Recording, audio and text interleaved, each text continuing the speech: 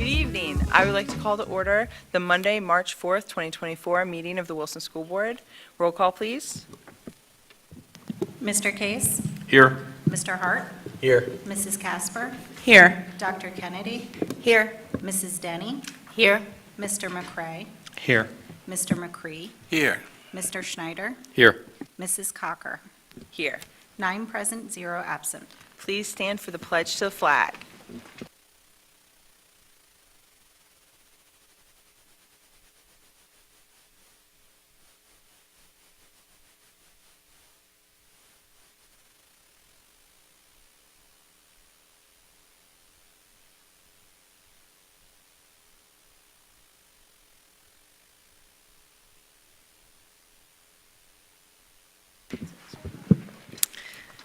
This evening, we have a very fun communication piece to start with. So I'd like to call up Dr. Stout for My Time presentation.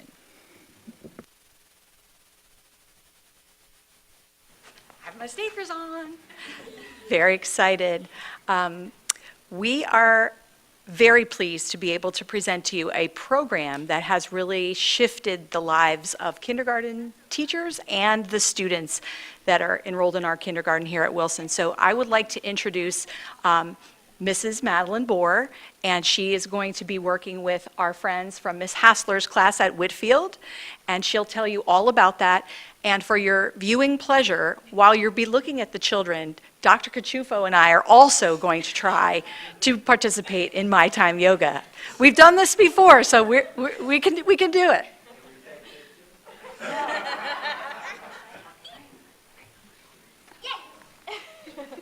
Hello, everyone.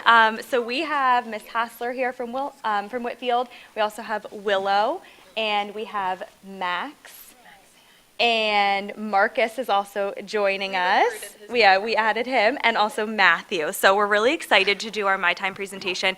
And also Karen Tripolitis is here. She is the owner and founder, and she has brought this to all the kindergarten teachers in our district. And so now all the kindergarten teachers are trained in this, and you can just see some of the benefits that we've been noticing from our students. They do this right after lunch, which is, I don't know if any of you have been to a lunchroom with kindergartners, so, it really has helped them calm, regulate, but you can, again, just see some of the benefits that we've been noticing, and not that they're just doing it then, they're also translating it throughout their day into different activities, and I know some of the families have said that they're using these strategies at home. We've also been doing it at our Building Bulldogs events for our incoming kindergarten students, and families there have also been talking to us about the benefits that they have been seeing. So our students are really excited. They're going to share with you a presentation, and they're going to run through. They actually designed this lesson themselves, so they're very excited to share their little lesson plan with you. And the cool thing about My Time as well is that it's adaptable. Do you want to share about that, Ms. Hassler? Hi, everyone. So sorry. Let me come be official. What's super nice about the My Time program is it can be adaptable based on any classroom. So while we are going to do some poses that are on the floor, standing up, there are also chair poses as well. So there are a lot of modifications that can be made just based on the layout and the makeup of each classroom. So it's nice because it can incorporate all students, no matter, what their way of movement is. So we just wanted to kind of share a little bit about what we're doing. Anything else? All right, friends, are you ready? Yes. Okay. All right.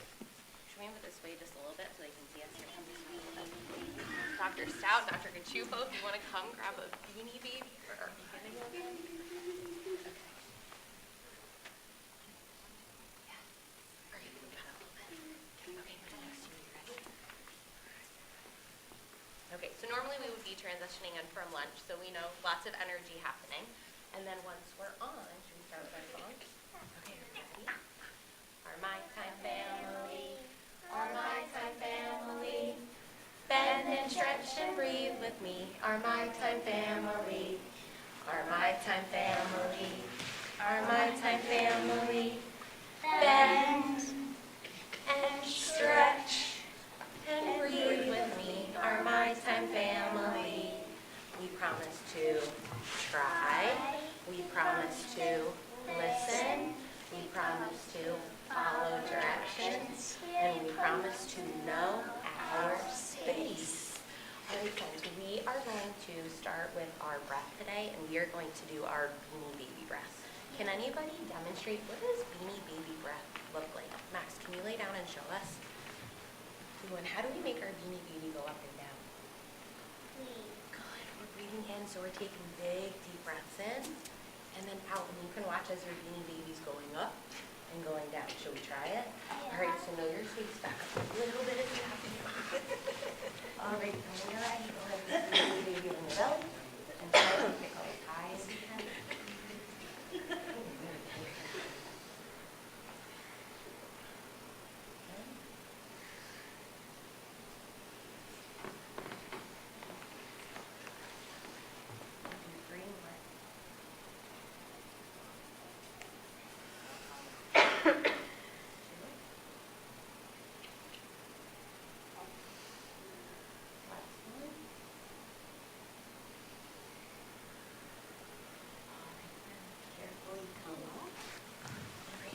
Now, we're actually just going to use it, but we're going to use it a little bit later, okay?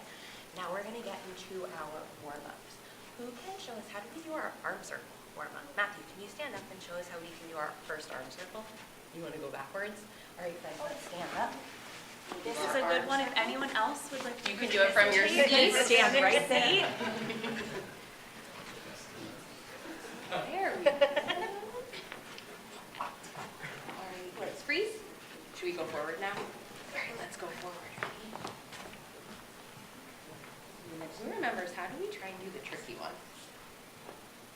Ooh, so one forward and one back. If anyone wants to try a challenge, it's tricky, everyone. You got it. All right, friends. Nice job. I'm really, I couldn't.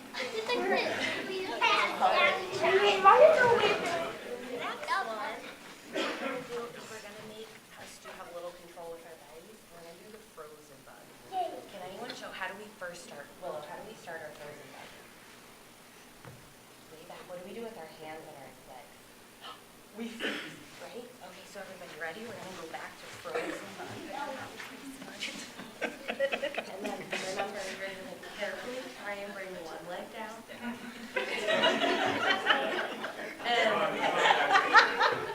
You've been having lots of practice with this one. Leg down, and if you want to try it really tricky, you can put both legs down. Don't let it hit the ground. Squeeze, squeeze, squeeze. And then come back up. Oh, jeez, hurts. You want to use that self-control. Ouch. Nice, Dr. Kachupo. All right, friend. One more, whatever feels comfortable to you. Roll your leg up. Good control, Dr. Stout. All right. Next one we're going to do is our cat-cow. Does anyone remember how to do cat-cow? Matthew, how do we do cat-cow? Which one's that? Cat, and then show us cow. Oh, no, I think you're right the first time. Right? We do both. Now, does anyone remember, how can we do this in a chair to show all of our other friends? Max, do you remember? Go sit in a chair next to Mom and see if you can show how we do cat-cow in a chair. So our hands are on our lap. And remember, we fold in. And then back. So everyone, if you're in a seat and you would like to do this one, you can do this one too. All right, are we ready, friends? So when you're ready, it's up to you. We're coming up in that table. And up. Don't forget, good. Don't forget to focus on your breathing.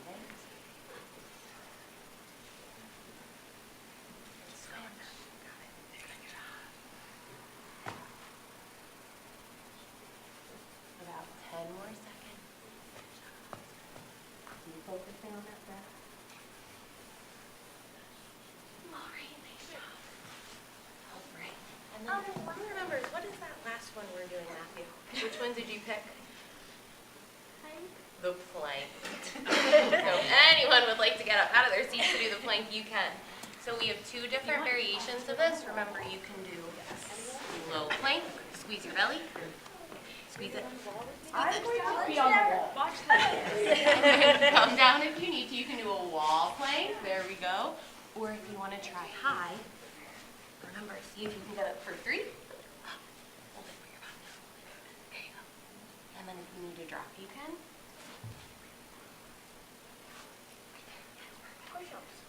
Or if you want to hold it for 10, you can count to 10. Good job. Yeah, Max. I know, it's like on the screen. All right, friends, come back in.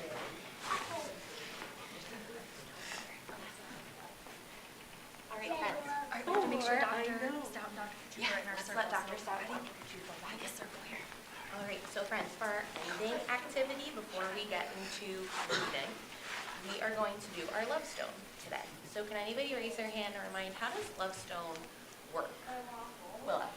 We get a love stone and then we pass it and we said who we want to give my love to. Yeah, so remember, you can decide who you want to give your love to. While we're at school, it could be somebody else in school, it could be somebody at home, it could be somebody you don't see every day, right? And you can decide who you'd like to send it to. So you can share it out loud, or you can close your eyes and kind of think to yourself who you want to send love to, and then pass it to the next friend. Okay, thumbs up if you think you have somebody you want to send love to. Today, I am going to send love to my sister, Casey.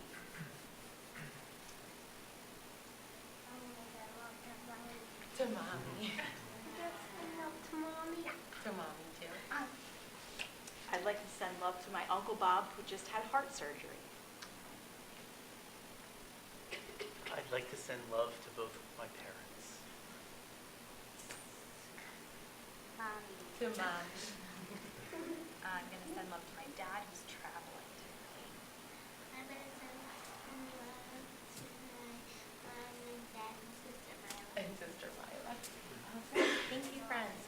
All right, so to help us get ready for reading, remember we're going to pretend.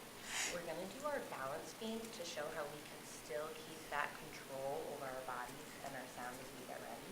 So who can stand up and show us what balance beam is going to look like? Marcus, do you want to try? Okay, so stand up. So we're going to carefully put that beam baby we used, and can you walk a straight line right over here?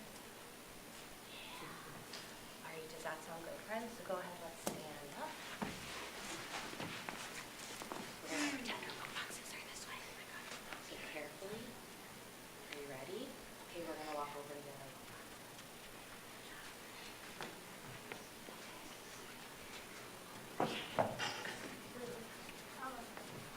All right, and then we would move into reading. So that is just a little demonstration of how we would do my time with different stretches, breaths, and just calming our bodies to get ready for the day. Thank you for having us.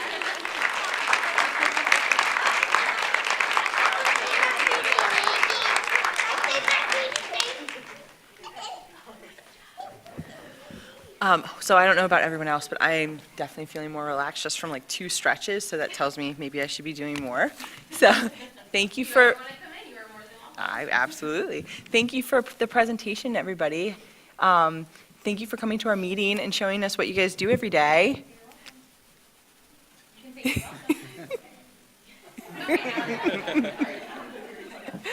Yeah. Oh, yeah. Yeah, Mrs. Trotman, do we want a photo with the group, or? Parents and staff, do you want to do a quick photo with the kids up here? I see the parents with cameras out. Might be a good photo op.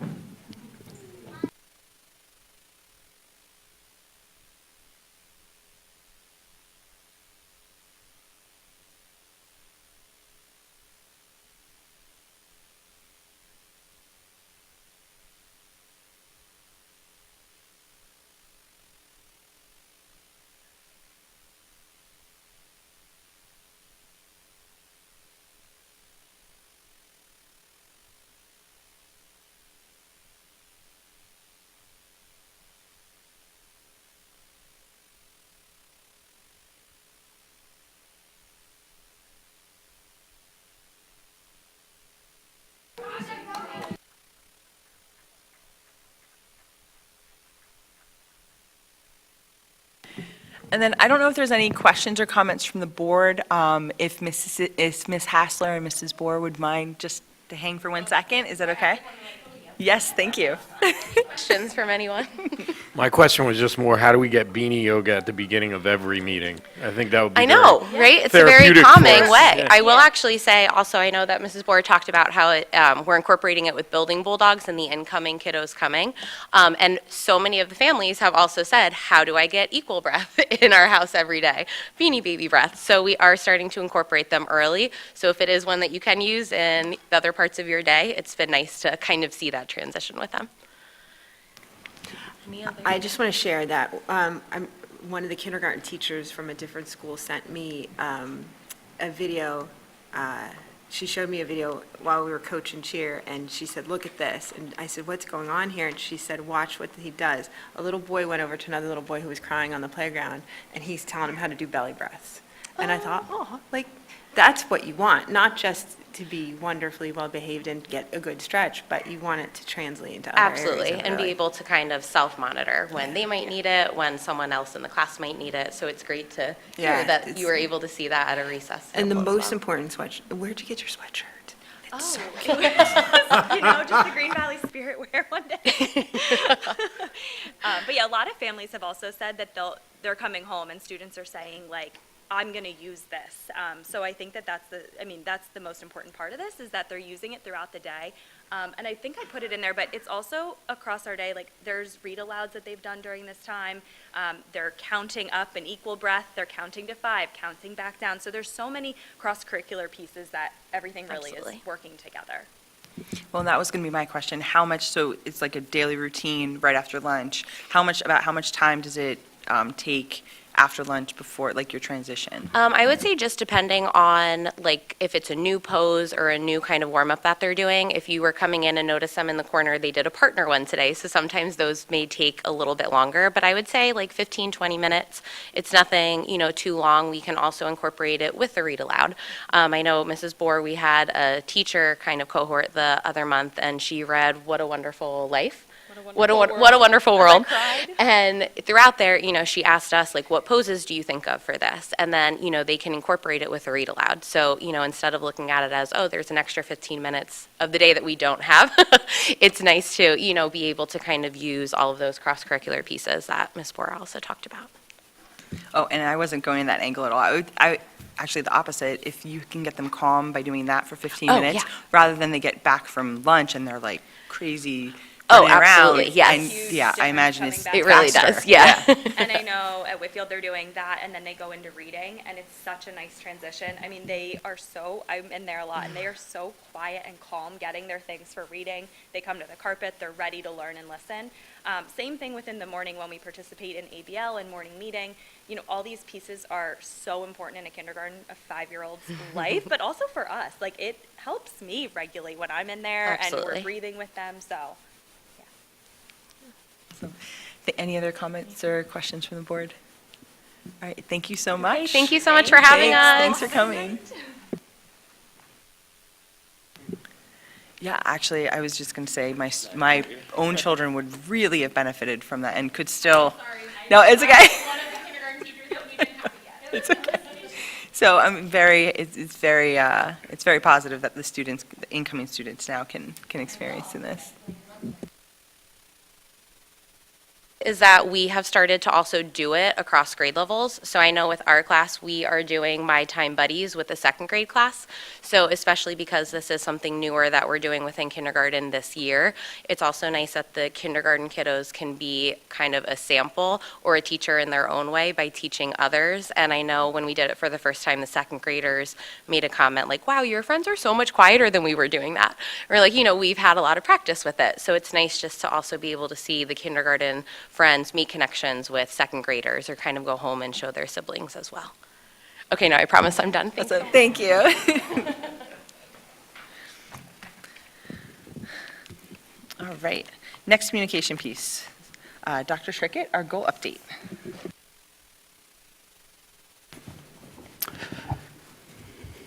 Well, that is a tough act to follow.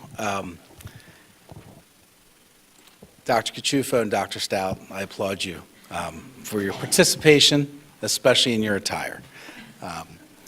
So for our board members tonight, and for those of you that are watching remotely, as we started last year, we're making the tradition of providing a mid-year update as it relates to the board-approved goals that we established over the summer. So I will go through this relatively quickly, just highlighting some key points. However, this will be posted on my website later this week, as well as all the other presentations that we've done throughout the last 2 years regarding the district's vision of creating a place where students love to learn, employees love to work, and people love to live. So digging into each one of those goal areas specifically, the very first one and why we're all here, and we just learned a little bit more about the importance of this work from our kindergartners, is this idea of creating the best area we can in curriculum instruction, assessment, and the learning environment. And specifically tonight, I would just like to highlight the items in bold, where we are and some updates in some of these different areas that are identified in red. Really looking to get deeper into our MTSS implementation, focusing specifically on making sure we're having standardized data teams in all of our elementary schools, trying to make sure that we're using the right data to inform the instructional approaches and how we approach ensuring that every kid, every child, every learner has the supports that they need to be successful. Some of that work below there that you see, for example, implementing elementary morning meetings in all classrooms is something I know that our teaching and learning team is particularly proud of, standardizing that and making sure that that's part of our classroom experience for all students. As we transition to the right of this document here, start to get into some of our secondary focus pieces. And as we talked about last year, our assessments still are a focus, and it's a priority for us. We do believe in common summative assessments. We do believe that the learner's experience should be similar, regardless of who their teacher is. That doesn't mean the same. It doesn't mean that every move is the same or every formative check along the way is the same. But we continue to engage our teachers through different work to look at the types of questions that we're asking students to learn, with the belief that those assessments really drive the experiences that occur and the instructional moves that teachers make in the classroom. Part of the work this year also started to dive into some of the formative checks in addition to the summative measures. When we go over to the right-hand side, you're going to see some focus on the middle level. As many people are aware, we did some structural shifts with our 6th grade math. We had a presentation, I think, just about a month ago in this room from 2 of our fantastic 6th grade math teachers.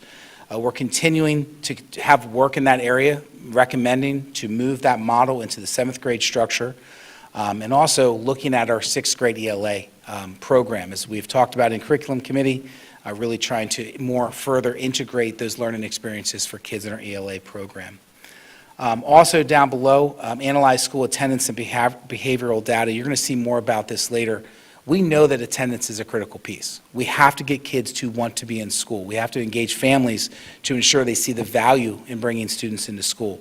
So we spent a lot of time as a team looking at that data and trying to program and make adjustments as a result of that. The last piece that's on there that I did not mention in bold that's also on a latter slide is this idea of a superintendent's advisory council.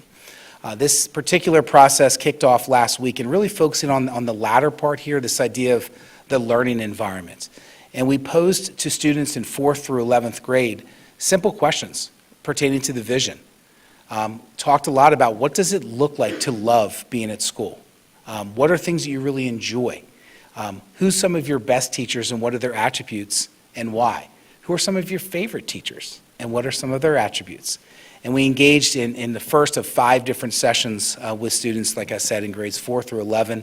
Many people, Dr. Stout was there, Dr. Hoffert, as well as Mrs. Troutman, and just really kicked off this idea of making sure that we're maximizing their voice at the table to let us know what we're doing well in areas that we need to improve. And wow, I will tell you, they have a lot of ideas. Some of them are common with ideas that our teachers and staff have, but some of them were, quite frankly, things that we haven't considered.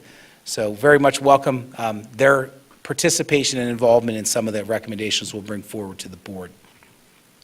As it relates to curriculum instruction, assessment, and the environment, we have our Profile of the Wilson Graduate. And a reminder that this is our focus on life, career, and college readiness, really trying to make sure that we're prioritizing the fact that all students need to be prepared for a career, and a belief that not every single student has to go to college. So a lot of the things that we're doing here, data that we're reviewing, is really trying to make sure that we're focusing on those different skills, habits of mind, dispositions, looking at qualitative and quantitative measures, and making sure that one doesn't overweigh the other. Aligning some of our work to the PA Career Ready and Employability Skills framework and different different resources that have recently been released, and taking a little bit deeper dive into some of the attributes and indicators that we had previously had approved. So you'll see here prioritizing this idea of increased attendance. We have a goal of every student will be at school at least 90% of the time. I'd love to sit here and say that we're there. We're not. Many of our students are here 99% of the time. But we have still some work to do with making sure that we're connecting to families to help everyone see the value of what our teachers do every day here in school. We're also focusing on the focus of having students earn a C or better in their core areas. We believe in the work that is happening in our classrooms, the local assessments that our teachers are using, and the C or better data point is, again, a research-based piece that we know shows us that our kids are ready for whatever's next in life. So developing that plan and implementing that plan and making sure that our staff is engaging with families when students are not meeting that measure is an important piece. In addition to that, looking at grades and seeing students that are achieving at very high marks, making sure that we're coaching and encouraging parents and students to have their students take more rigorous courses is part of this work. So if we see students that are going through our middle level in our high school program with all high A's and B's, we want to make sure we're challenging them to take a more challenging or rigorous course, perhaps an AP or an honors level course in an area that they're passionate about. So making sure that they know that we believe in them is an important part of the work that we're doing this year.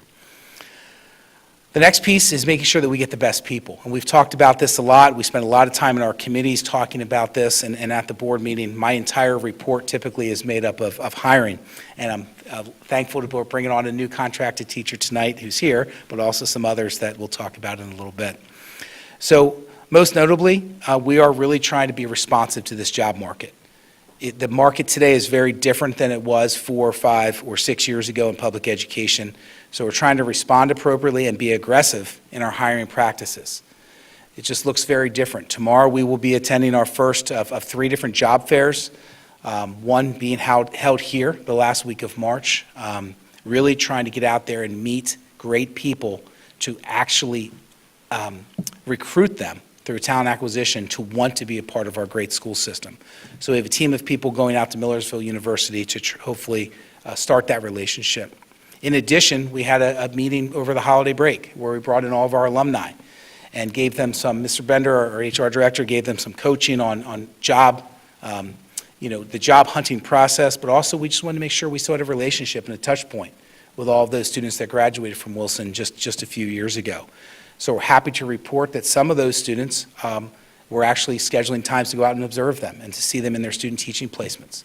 Again, strategies that we did not use years ago. So I'm very thankful to our entire team that's embracing this idea of going out and finding the best people to work with our children. Also, I've updated our professional job descriptions. Job descriptions are important, as are the mechanisms that we have in place to evaluate how well we do what we do. So you'll see in the middle of this page really focusing on making sure that those pieces are in place and are developed and that we can implement with our staff. Last thing I'd like to take our attention to is the bottom right. We established this time some collaborative joint goals with our Wilson Education Association, which is our group of teachers and professional staff across the school district. We established 2 common joint goals. Early on, I believe it was probably in the summer, and we have been steadfast in our focus every time we meet with them to ensure that we're making progress. And these are big goals. They're goals that require us to analyze a lot of data and to engage our staff in conversations around where they are in their compensation structures and also some other areas that we're looking at. So we're happy to report that we've made significant progress, and I do believe that we will have some finalized work here before the board very soon in one of these goals, and perhaps the second goal by the end of the school year.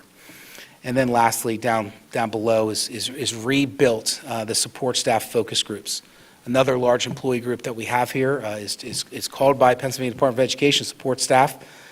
So we have brought them together after our picnic last year was a great start, and Matt Bender and his team have reinitiated this conversation and focused with them on a variety of things, including the support staff handbook.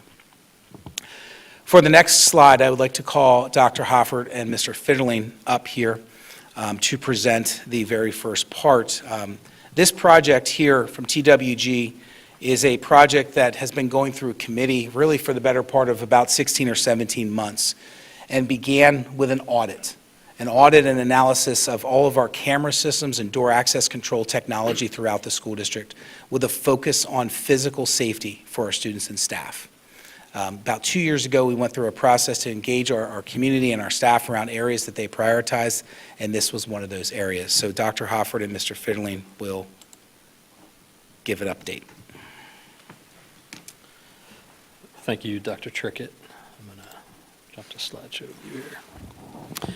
So as Dr. Trickett mentioned, this is a project that we've been working on for the better part of, I would say 18 months to almost 24 months, with the idea of looking across our systems, across our district, and all of our locations at the physical camera systems, the software and the backbone that drives those systems, and how we can use them to better protect and provide a safe and secure environment within our district. Along with that, we're taking a hard look at our door access controls and our ability to lock out and keep out people we want out, and to maintain control over visitors, people entering and exiting our buildings, and just to be able to monitor that in a better way. What we realized along the way is that our current systems are very dated. Technology, as you're well aware, is something that progresses very quickly. This is a current view of a couple of cameras at our Cornwall Terrace Elementary. These cameras were installed in 2012, and these are some of our newer cameras currently here in the district. We have some that were installed as far back as 2010 and 2005, I think were the two other years that we looked at. And so the quality of the picture, the analytics that go in behind the camera views has rapidly increased and improved over that time. So we've taken kind of a look at the comprehensive scope of all the things that we have, the pieces of hardware and software that we have across the district, and we're bringing, hopefully for approval at the next board meeting, a recommendation for a comprehensive project over the next 2 years to rectify what we feel are some areas that desperately need some improvement. So the scope of the project is listed here, and a lot of this is the reason that Mr. Fitterling is up here with me, because a lot of the technical jargon up there that you see as far as the types of cameras and things like that are things that he is able to interact with the folks from the vendor on much better than I would. But we are looking at replacing and upgrading the majority of our hardware across all of our district. We're looking at additional capabilities of those cameras, such as people detection, vehicle detection, and web-based access from anywhere in the district, which is something we currently cannot do. So this would give us the ability to communicate across our administrative team, communicate with the local police. There's a link sharing feature where we can send a video clip directly to a person to analyze. That's a much smoother process than we're currently able to do in the system that we have. The second part of that project is looking at our door access controls, and that includes the hardware, the fobs. I don't have mine on me, it's in my pocket, but the fobs that we use to swipe in and out of buildings, the access points, analyzing where those access points are, where we need additional ones, where some need to be improved, and then tying in the cameras to those access points so that when someone swipes in the building, a camera will immediately turn on, identify who that person is, and record that so that we can know who's coming in and out of our buildings at all times. So the timing of the project is first to look at the cameras during the first year, and then move into the second year of the project in the fall of 2020, summer fall 2025 for the door access controls. This is just a sample of some of the analytics that are available on the updated camera systems. In the previous view, I'll kind of scroll back here. The previous view, you can just kind of see the bare camera view that we're able to see right now. When you go into a multi-camera view here, You can see down at the bottom, you'll see some purple stripes and some teal stripes. Those are indicative of license plates and people. So it kind of marks in time along the video where those objects are present, and it kind of frames them out if you can see the purple boxes around the vehicles. So it's using AI analytics to identify objects within the view of the camera and then help us with the analysis part. In the past and what we're currently doing, it takes hours and hours of time to go back through a camera feed to identify maybe where a person is or where an incident may have occurred, to comb through all that footage and try to identify on different cameras where something may have happened. With this system, we're able to put in some descriptors. The camera system will find any record of that type of description of a person or an object and pull it up for us to view, and then search for any other instances of that particular person or object that we're trying to find. And it just cuts down the time that it takes our administrative team to utilize the camera system significantly. So these are all upgrades that are things that we'll continue to maintain and be able to keep updated as we go forward. And so we're again pleased to present this quote or the project for our next board meeting for approval. Just to kind of show you a new versus old comparison, this is a current camera view at, I believe, West. This is one of our buildings, what it currently looks like. Looking out into the parking lot, you can kind of see the vehicles. Can't really make out what type of vehicle they are. And then this is the kind of the higher resolution version of a camera view from the vendor's parking lot, because we don't have these cameras on our site yet. But this just shows you kind of the resolution difference and how you can start to see a much better picture when it comes to the vehicles that are in the lot. The other feature there is we're able to zoom, pan, getting close, and really kind of zone in on what we're looking at in any one view. Another feature, we'll be able to bring up a map of any individual building, and what you see there are in green the different camera views, and then in blue the cameras are actually detecting people in the building. So in a lockdown situation, if we pulled up this view of a building, we could see the cameras are all just in common spaces, so we would be able to see immediately where a person might be in the hallway versus all the people being in classrooms locked down where they're supposed to be. So it helps with our response time. It helps us narrow down where individuals might be in a hallway where we're trying to find them. And it just helps with our overall analytics and usage of the camera system as we're working with our administrative team. So the financials. The total project, again, this is a complete overhaul of our current system. So we have worked with a vendor who has CoStarz, who is CoStarz approved. It is a 10-year hardware warranty on the cameras and a 5-year subscription for the licensing. And the total project cost is around $1.7 million over 2 years. And we kind of broke it down on the column over here between the cameras and the door access controls. You can see there what that breakdown would look like, totaling to the $1.7 million. And to describe how we're going to pay for that, I'm going to invite Dr. Trickett back up to talk about that part of it. Thank you for the update. Again, this has come through our committee structure. The board functions in committees where we bring forth recommendations and have conversation regarding projects of this type of magnitude. So that's gone through that process, including some joint committee work to have these conversations. So a project of this magnitude obviously is a very large cost to our taxpayers and to our school district. So we look for all different types of revenue that we could possibly use to fund a project like this. So thankfully, this school year, we had some additional revenue that came to the organization from these two areas. One was from the sale of the West Y missing property. Selling that parcel brought in roughly $0.6 million.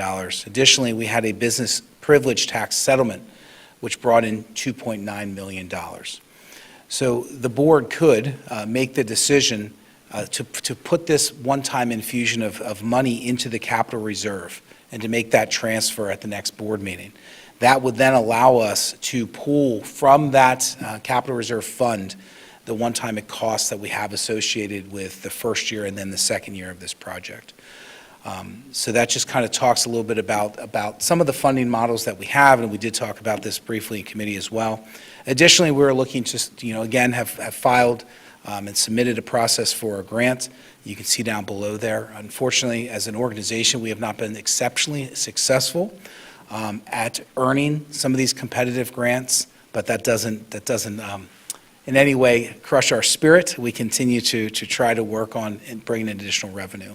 So right now, this is our recommendation of how we would fund a project of this magnitude, again, being split over 2 fiscal years. The timeline for this is that board conversation, obviously, and we would look to bring this forward on the next board agenda for consideration.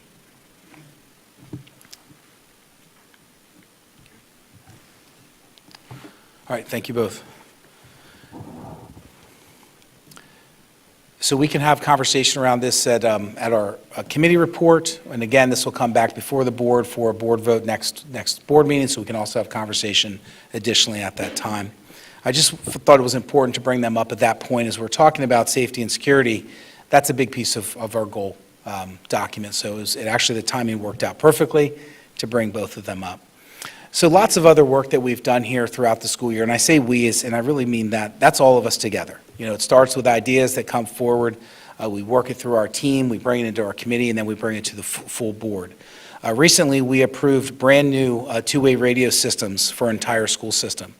That was on an agenda previously, and we also installed cellular signal booster at Spring Ridge Elementary School. Both of these pieces is for that daily communication in emergencies or just a time when you need to communicate with other people. But those are things that came to us over the last couple of years, specifically from our building principals. So very happy and proud that we can stand here at kind of our mid-year mark and report that we were able to better allow them to do their jobs. A lot of the other bullet points on here have to do with training. There's things that we can do on the physical safety side, but then there's also protocols and best practices and vocabulary that we have to make sure is being used across the organization. So you see a lot of bullet points in here as indicators of progress with training, engaging all different types of staff to make sure that we're all able to respond and to support kids and each other to the best of our ability. Part of that was also the creation of new flip charts. Those are our colored flip charts that all of our staff members and teammates use in the event of a situation. And it puts everything in our hands very quickly to flip to the event that's occurring and follow the protocol. It's really important in times of crisis that we have something right at our fingertips that we can use to make sure that we're all responding in a coordinated effort. So again, just really want to thank our entire team. All of these slides could not be done without an entire team of people, but this one especially, as it's probably the most important thing we do. Fiscal responsibility. We talk again about our financial challenges and needs and the benefits we have here in this organization. We have a lot of big tasks, a lot of huge goals as an organization, as a board. As you know, we are well on our way to making recommendations, one later on the agenda tonight regarding to construction projects. We currently have a construction project underway. We're building up staffing to ensure that we can handle the enrollment growth that we're seeing, and making sure that we do all of that through the lens of how do we balance this with our taxpayers. So you can see the work that we're doing, making sure that we're analyzing different pieces, working very closely with our team from Crabtree, working with financing representatives to make sure that we can give accurate and timely information to our finance committee so that they can make a strong recommendation regarding debt and how to go forward and make recommendations to the board. Also looking at this multi-year phase-in of staffing. And we've talked about that many times, and we continue to do that not only from a staffing standpoint, but also from an operational cost. So those are some of the high-level updates with regards to our fiscal responsibility. We're about midway through our budgetary prep process, and I'm sure we'll have a report out later today in our committee reports. Facilities, again, I kind of talked about many of these pieces. They're big tasks here for our organization. I'm very happy that we're moving forward with the Performing Arts Center. We just celebrated our last Wilson Theater Company performance this weekend. We'll have our final concert this Wednesday with our orchestra and our band in our auditorium, and then we really will start to demolish that site and start doing the work that we need to do. We also have brought forth tonight the next stage of design for the board's consideration regarding Phase 2, and just recently held a community information session for all of our families in Lincoln Park.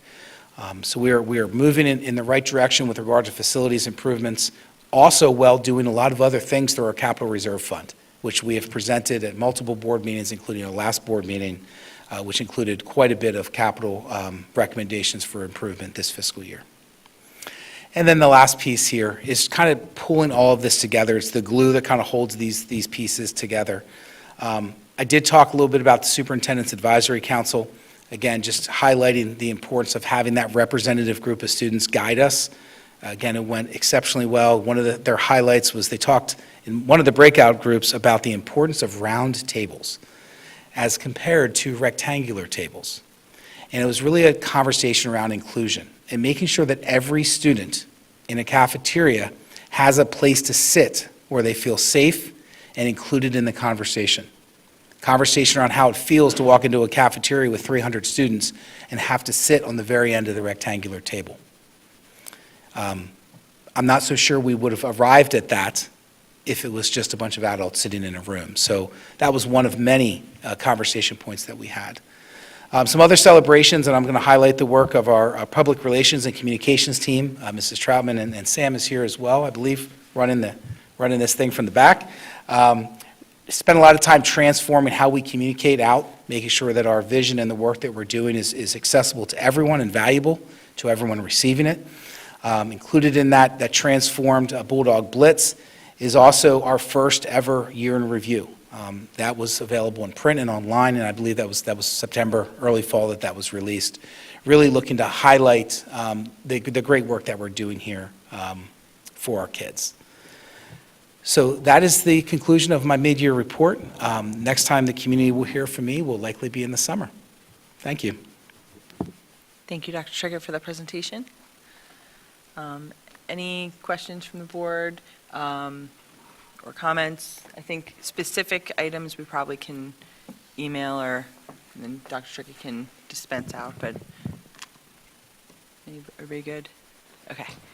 All right, then moving along. Public participation, I do not believe we have any. Okay, we have no public participation for this evening. The board did meet in executive session prior to tonight's board meeting to discuss personnel concerns. Looking for a request to approve the minutes of the school board meeting held on February 20th, 2024. Schneider, so moved. Mr. Schneider, thank you. Do we have a second? Denny? Mrs. Denny, thank you. Any comments? Okay, this is a voice vote. All in favor? Aye. Opposed? Motion carries. Payment of bills, Mr. McCray? Yes, motion to approve the payment of bills as presented from the general fund, $3,353,203.87. Thank you, Mr. McCray. So we have a motion for 3.1. Do we have a second? Second. Mr. McCree, thank you. Any discussion? Roll call, please. Mrs. Casper? Yes. Dr. Kennedy? Yes. Mrs. Denny? Yes. Mr. McCray? Yes. Mr. McCree? Yes. Mr. Schneider? Yes. Mr. Case? Yes. Mr. Hart? Yes. Mrs. Cocker? Yes. 9 yes, 0 no. Superintendent's report, Dr. Trickett? Yes, tonight there's quite a few items under the superintendent's report. Starting at the top with retirements, we have 4 additional retirees this year, totaling close to, looks like 70 years of service to the Wilson School District. Just want to thank them for all of the work that they've done in a variety of different roles in the district. It truly takes a team, and there's some really good teammates here that will be moving on to different things or possibly just enjoying retirement in the new year. Also under resignations, we are losing some good teammates here as well that are moving on for a variety of different reasons. Specifically, just want to highlight, I guess, initially Sam DeGroff, who's been a critical member of our technology team, specifically leading pretty much every facet of data analysis and data systems, supporting us pretty much on every side of student, staffing, payroll, personnel. He will definitely be missed. Sam, I appreciate all that you've done for us and our team. We are working to develop a transition plan with our team as well. And then also Abby Kaleda, who 2 of my daughters has had as a teacher, is just an absolutely amazing person, great educator, is a math educator for us here at the high school, and she will be transitioning to teach high school math at Boyertown. So I'm very happy for Boyertown, very sad for us. She lives pretty much across the street from Boyertown High School. I was hoping that this would happen maybe 10 or 11 years later, but here we are. So Abby, I wish you the best and continued success in all that you do for kids at Boyertown. Also like to go down to change of status and just draw our attention to the change of status category. This goes back to one of the goals we discussed. What you'll see on here, including Carrie, who's here. Hi, Carrie. We have a bunch of folks who are already on our team. So these are teachers who have worked for us as long-term substitutes, possibly just this year, possibly for a longer duration. And we made a move with our principals and led by Dr. Stout to go through a process to make sure that we were offering contracts to people now, in February, before any other schools came knocking on their doors. So we really, again, wanted to keep the best people that we have, and we're just very proud of the work that they've done for kids, very proud that they chose to make Wilson their permanent forever home, and very proud to bring forth to the board for consideration all of these folks, recommending them to be contracted permanent employees here in the school district. That concludes my report. Thank you, Dr. Trickett. Looking for a motion to approve Superintendent's Report 4.1 through 4.8 as presented. So moved. Mr. Case? Case, thank you. Do we have a second? Casper. Mrs. Casper, thank you. Any discussion? Dr. Kennedy? I just want to give a shout out to Mrs. Taylor over at Whitfield.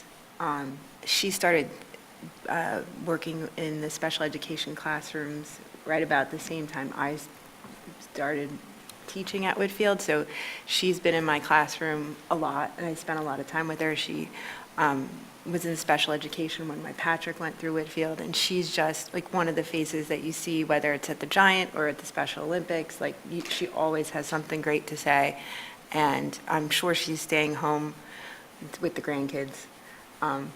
But it's going to be sad to see her go because she really has been a fixture at Whitfield for a very long, very long time. So sad to see her go. Thank you, Dr. Kennedy. Any other comments from the board? Okay, we have a motion and a second. Roll call, please. Dr. Kennedy?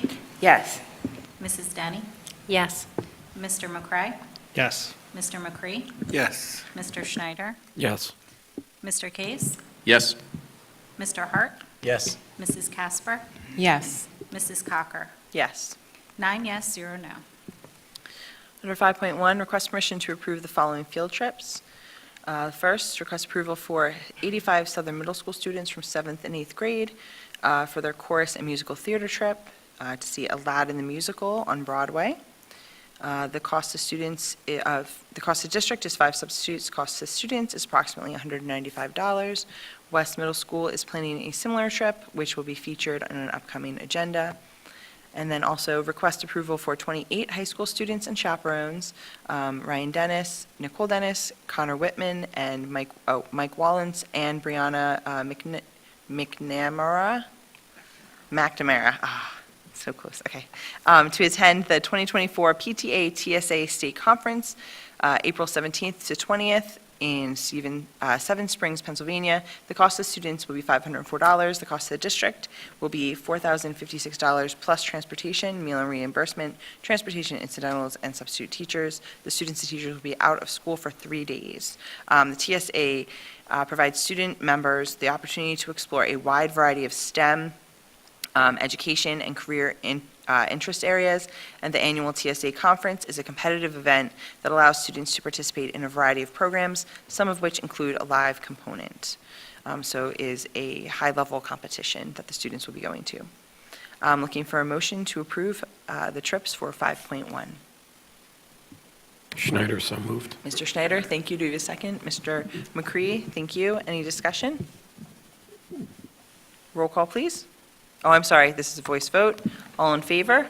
Opposed? Motion carries.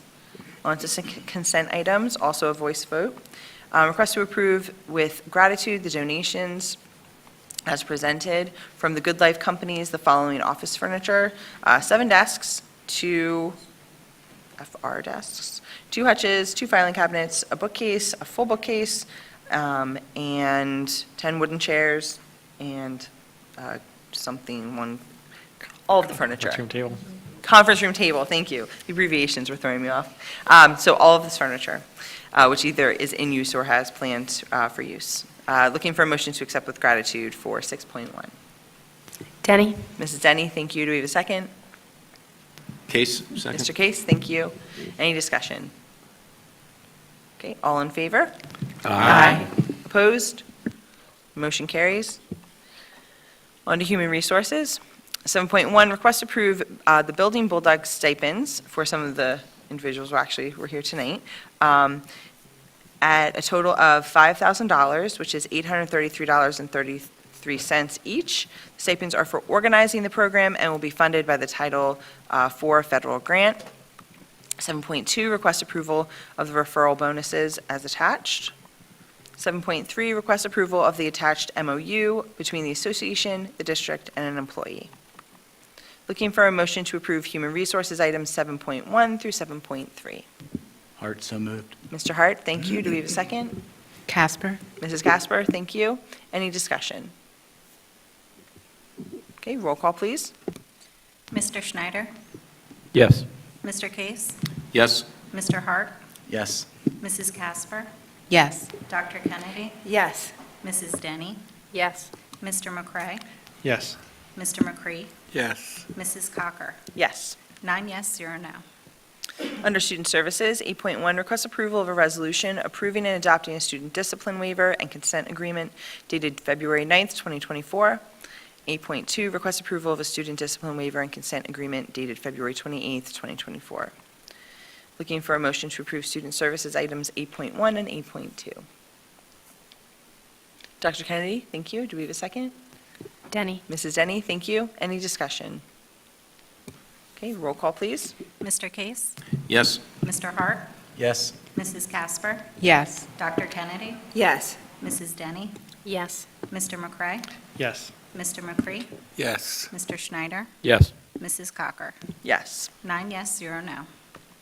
Under Operations, 9.1, request authorization to move into the design development phase for the comprehensive additions and renovation to Southern Middle School and the new Lincoln Park Elementary School, which is all under Phase 2.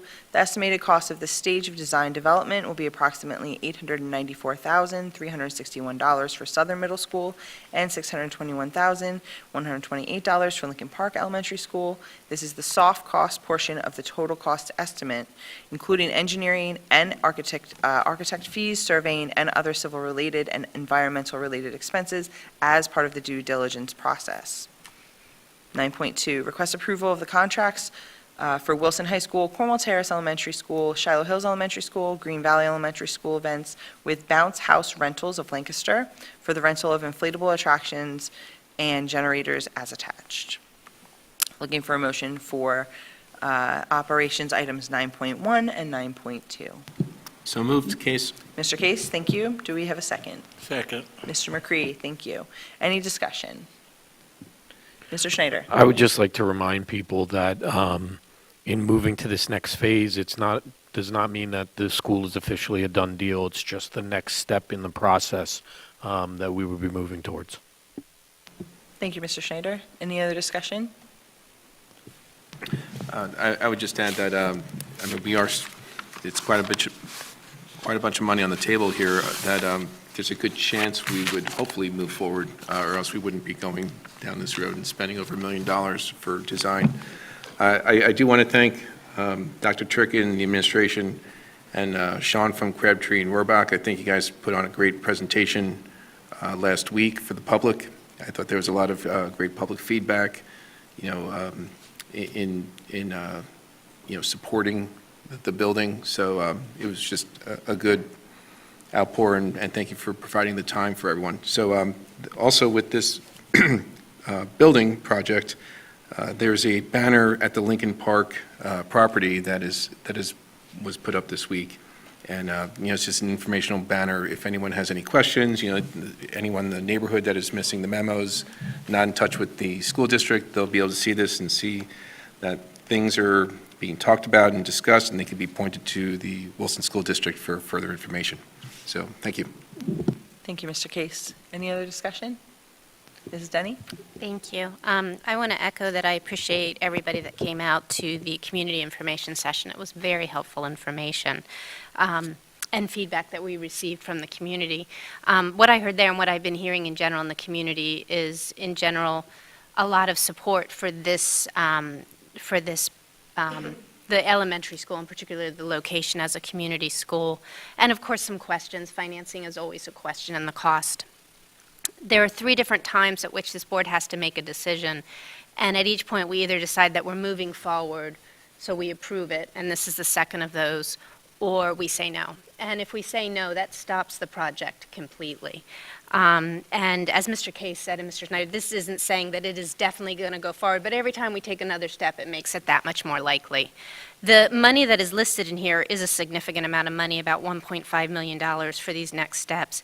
That is included in the proposed budget for what we anticipate the cost of these to be. But from my perspective, at this point, the only reason to not move forward would be thus far some information that has come up that is a fatal flaw in the proposal. Either the site isn't going to work, or we couldn't get the approvals, or there's some kind of significant issue, and that hasn't happened.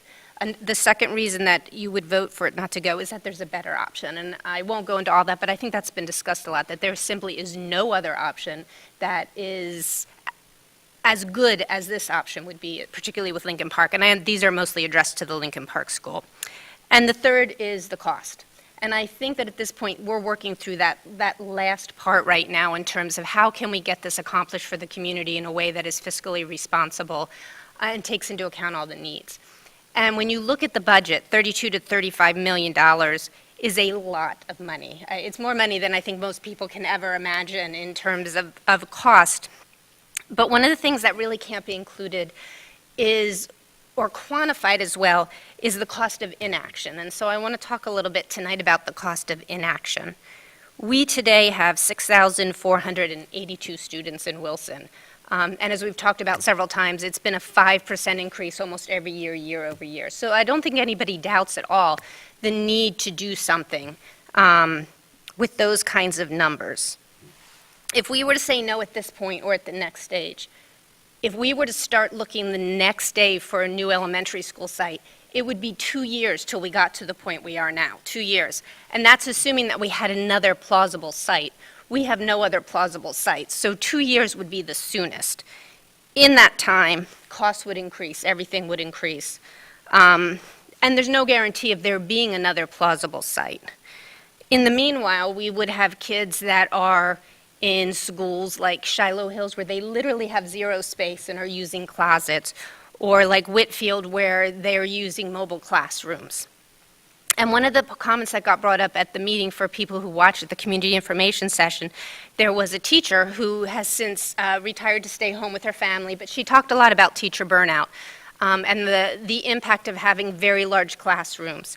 And I think we can't underestimate that, especially in an environment where it is hard at this point to get teachers. We've had a 66 or 67% decline in teachers graduating from Pennsylvania schools. This is true across the country. Having a place where teachers want to work is really important, and every time a teacher burns out, there is a cost to our students, there is a cost to our school. I think another thing that needs to be considered is the impact on students' time when you have just keep putting more kids into a classroom and are using spaces that aren't meant for what they're meant to be used for. I talked at a previous meeting about at Shiloh Hills, if they have more than 4 kindergartens next year, they do not have a classroom. So the only space that they can do is to pull from a special. And that impacts that teacher, that impacts our students, that impacts everybody to have a special that no longer has a classroom in order to accommodate students. Currently, we have 5% ESL population and 21% special education, and I think that's really important. 1 in 5 students at Wilson, and this is pretty common across the state, and I imagine across the country, is special education. And the reason there's a cost to that is that if a child is special education, they have an IEP. And an IEP is a legal document, which means that if this school doesn't provide the services that that child needs to learn, that there is the potential for lawsuits. And lawsuits can be pretty scary for a school district because you never know when you're going to get a runaway jury. I want everybody to think of the McDonald's hot coffee case, where somebody took hot coffee and put it between their legs and got millions of dollars for that choice.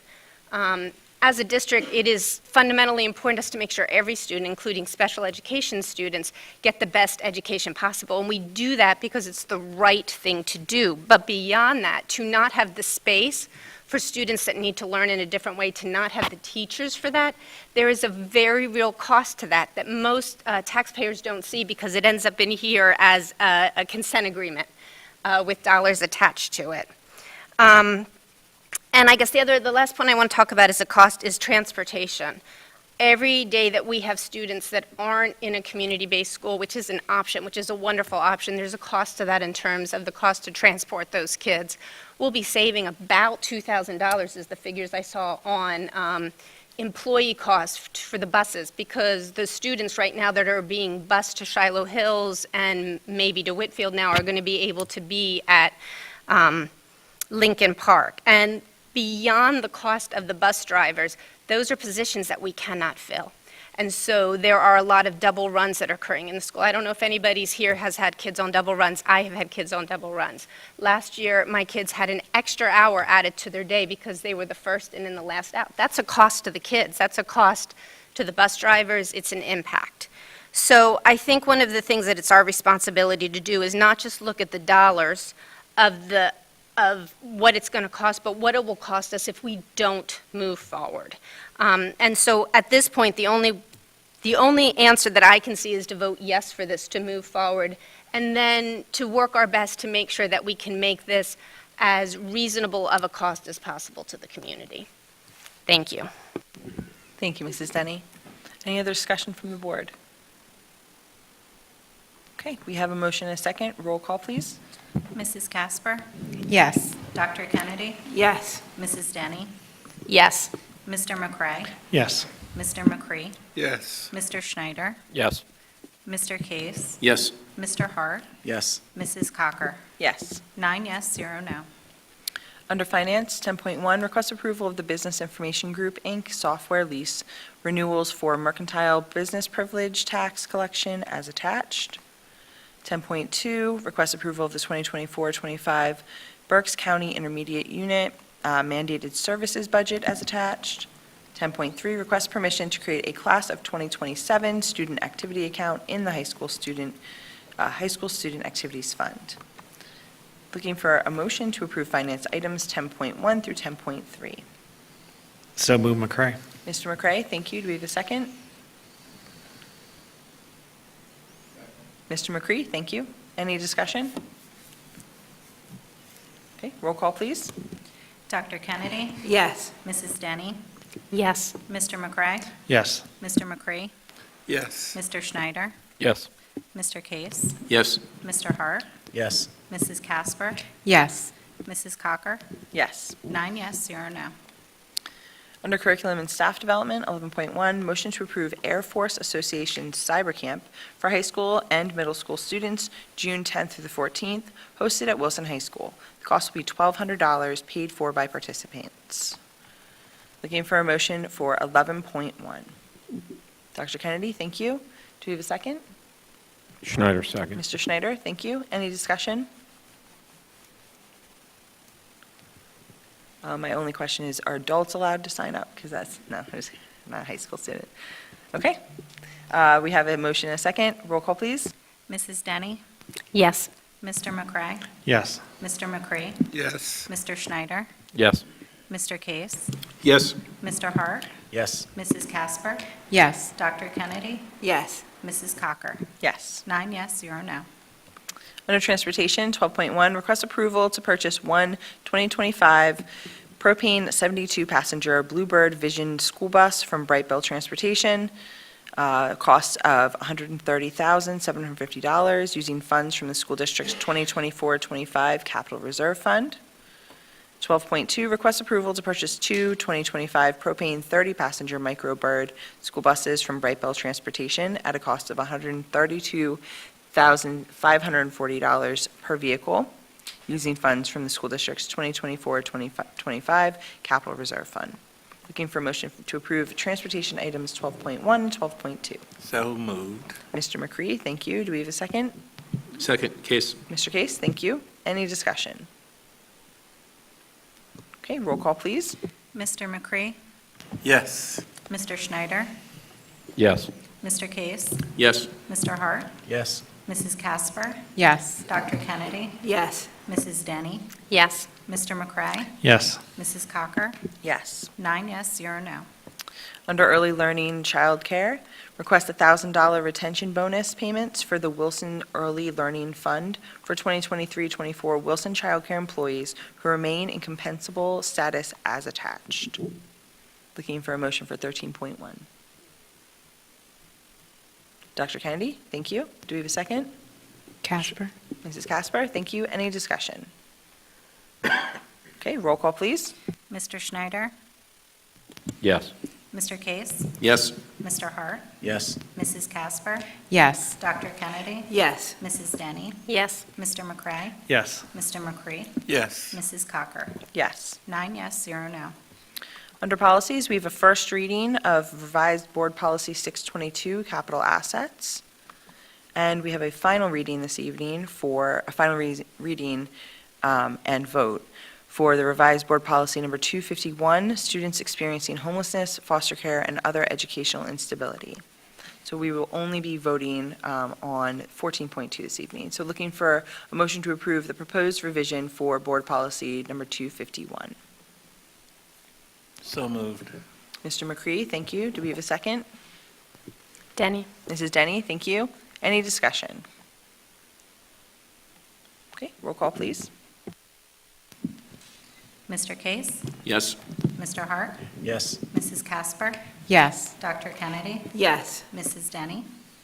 Yes. Mr. McCray?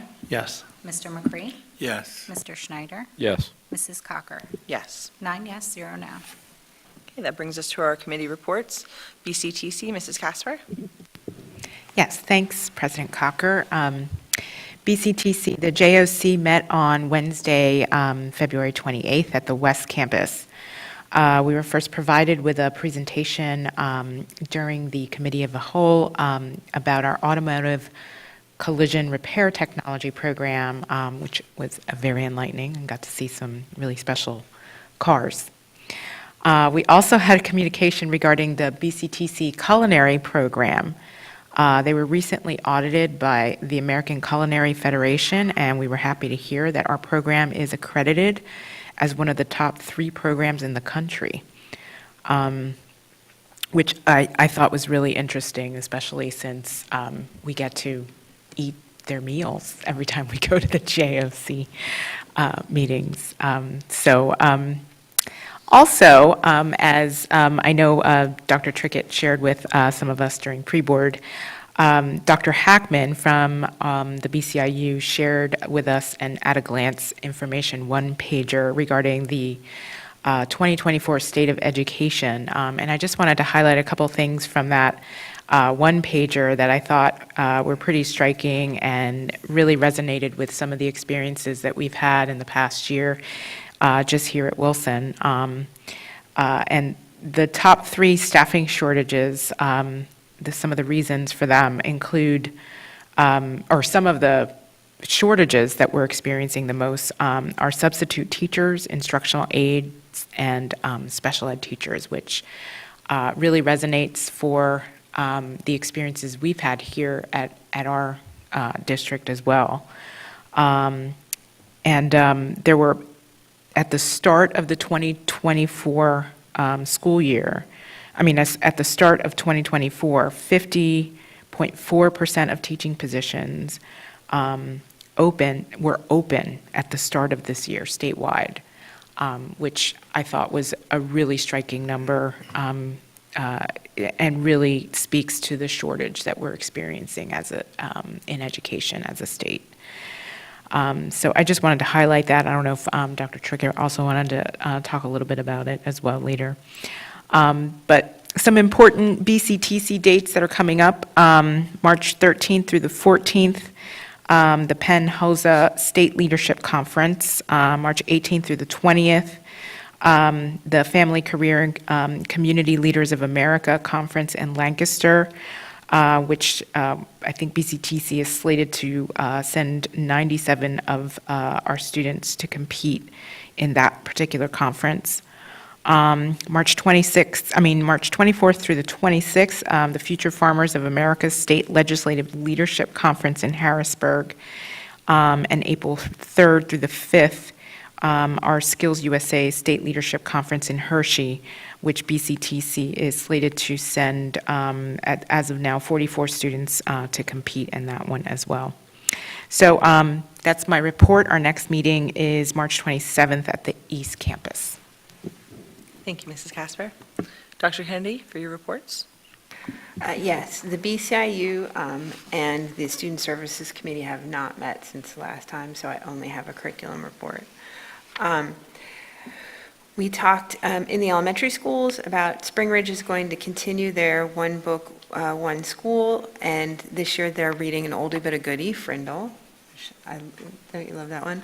And at Whitfield will continue their summer library program 3 days during the week, and it's a teacher-run program, and thank you to those Whitfield teachers for all that they do during the summer for the students. In the middle school, where they're continuing the grade 6 and 7 ELA discussion, working towards one ELA block rather than a separate English and reading class. So grade 6 will start the 24-25 school year, and we're hoping that English and reading teachers will work together next year in grade 7 to try and do that the following year. In the high school, we had an update on the AP research class. We're getting very fancy, and they're going to work on a Wilson School District IRB process to solidify that. There's discussion about how we can better support our ninth graders and their experience at the high school, thinking about how can we better tailor their experience and examine what we can do to meet their needs of that very particular population. There were some updates on our summer school. If you remember, our summer school has two components to it. One is an original credit, and that's for students who wish to get ahead or to take some extra classes that don't fit into their schedule regularly. Then there's also their credit recovery program, which is for students who didn't pass their class the first time around and got a 50% or more. So that's how they can recover that credit during the summer. It's really dry in here today. Hold on. Okay. There has not been a tuition increase in the past 7 years, and summer school costs are going to increase a bit this year. Our teachers are going through some professional learning. They went to a conference on AI, and I found it particularly terrifying. So I'm glad, though, that they're brave enough to be on the edge of this scary but fascinating time of AI in the classroom. I'm hoping maybe they'll share some of their knowledge with me in the college setting, because we're not there yet. And then we discussed the contract for the cyber camp and for the JROT students. And our next meeting is March 21st at 4 o'clock. Thank you. Thank you, Dr. Kennedy. Mr. Case? Yeah, can I ask a question? I guess the AI, are we giving because it's happening now, there's ChatGPT, there's people that are writing papers, are there tools that we're giving our educators to catch when things are written by AI? Sure. Dr. Caciuffo or Dr. Stout, you want to come up and address that? And if not, is there a plan in place? That is a wonderful question, and thank you for asking that question, because AI is very unlike anything else that you would have seen in the world of plagiarism. So the way artificial or enhanced intelligence works is that everything that's been put on the internet is a vast collection, I'll call it, of knowledge and facts and opinions and all kinds of things. And so what AI is able to do that we can't do, since we can only pull from our experiences, AI is able to pull from all of those experiences and generate original content. So it is really difficult for anyone to say that something is plagiarized or not a student's own personal material, because what we have to teach the student to do is to be discriminating about what types of questions we're asking to the world of the internet to get the responses that are thoughtful, generated, and then discernible in terms of fact, fiction, how we're using it. So in a nutshell, it is really difficult to do what you're suggesting because AI can produce original content from the get-go. So what we have to teach, as I said, is the skill behind how do you ask the right questions to present the argument, to present the lens, to present the viewpoint that we're asking students to present, and then enhance that with the intelligence that the internet can provide through an AI environment. Really tough. An interesting world. My understanding is that they're starting to develop tools, though, that can catch some of this. And also, I guess if a student is not a great writer, and then all of a sudden they're Yes. writing some thesis. And you can comb for language, you can comb for different indicators and some flags. So yeah, there are things out there that we have to learn about, but this is new learning for us as well in education. So I think it will be something that we uncover and peel the layers back to as we continue to go through the process of learning about the use of artificial intelligence. I think the other question we need to ask too is how are we going to embrace it? And how are we going to teach our students and our staff to use it constructively like we do all tools? Right. There's a difference between, hey, AI, write my paper Yes. and create an outline for me on X, Y, and Z. Right. So I think we're going to continue to learn more, but we sent a team of people to the IU to get some additional Yes. training, and then they turned around that training here in-house last week? Yeah, 2 weeks ago. 2 weeks ago Well, to teachers and some of our team, trying to stay ahead of it, but I do know one of the things we've talked about is it's just changing so quickly. Right. I've personally used it multiple times. So some of our teammates use it for different pieces as well. But I also think too, as a high school teacher and principal, cheating has been going on since the beginning of time, and this is just the newest challenge for our teachers. Continue to engage our English teachers specifically, and probably our social studies teachers as well, and this is important, because I'm sure it's frustrating. You can read, you can tell. Yeah. If any of you have read the responses, you can tell. Yeah. The problem is you can tell, but you can't prove it. Right. And Right. one of the things I didn't know is you can ask AI to rewrite your paper as a fourth grader. You can ask them Yes. to rewrite it in the sixth grader. Yes. Like, Well, I know at Penn State, we have like a standard statement that we put in our syllabi, but we can add to it, and I know I've added to it in ways where, students are allowed to use it for certain assignments. Right. And I think the most important thing for our educators, just thinking of, when they get to me, one of the most important things that I feel like K-12 is really should be supporting more is just academic integrity in general, is why it's important to be truthful and to be transparent about the information that you're using, and that's really the skill, I think, that should be practiced more and more, and you can totally use AI to do that.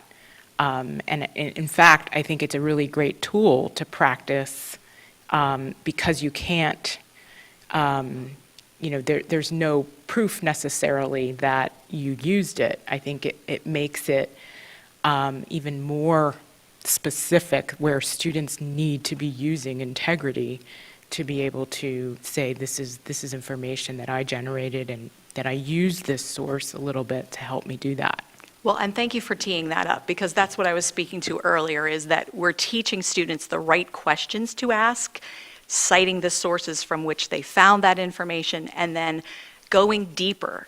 You know, if we're asking a student to write a report on the blue whale, well, I don't have to think about that. I can get AI to do that for me. But if you're asking to really dig into what are the environmental questions we have to ask to preserve our oceans and the conditions for animals to live there, and what that implication means to, you know, that's a different kind of prompt. And I really have to think through that and understand what I'm asking and know deliberately and meaningfully what I'm after in terms of a thought process as a student. So that's where we're trying to go with the thinking, is empowering students to do the thinking behind, rather than feeling like, well, I could just easily do this by quote unquote cheating. So we have to teach them the academic integrity and go deeper with the types of thinking and questions that we're asking. And that's the way we believe that we can utilize it as a tool, while at the same time embracing it, saying it's here, it's in our world, and it's something that we can use for the benefit of learning. Okay. One of the other issues is that, like Dr. Stout said, it is original content, so it really isn't plagiarism in the traditional form. And because it's all original content, you and I can type the same question in and get two completely different papers out of it. And not only can you frame it through a voice of like a 7th grader, but you can even flex even more on it and say like a C student, 7th grader. And so it will tailor its thing. Right. It's unbelievable. Well, and sometime maybe we'll think about doing a presentation where we actually show you the benefits and the positive side to how it can really interact with students and provide feedback in ways that maybe a teacher couldn't have the opportunity to do that just by the sheer number of students that he or she teaches. So there are some really powerful things that can push our learning forward as well. So I don't want anyone in the audience or here to feel as though AI is this, you know, evil, dastardly thing. Like any other tool, it's about how you use it. Thank you. I appreciate the dialogue. I think we're all just hopefully helping to prevent the dumbing down of America, that we use these tools for good things. I do have another question. I asked it a few months ago, and I'm going to be kind of a pain in the neck dad of a 6th grader. You know, and I kind of like to get an understanding of where we are with some sort of, we have a lot of tracks for middle school math, English. We don't have anything for science. It was brought up several months ago. We were going to talk about it. I'd like to get an update on where we are with those conversations, because I would like to have something in place for my 6th grader to have something in the science program at both middle schools. It's important. We kind of have a one-room schoolhouse type of environment for science in 8th grade, and I'd like to get an understanding of where that conversation is, if anyone could provide that. Sure.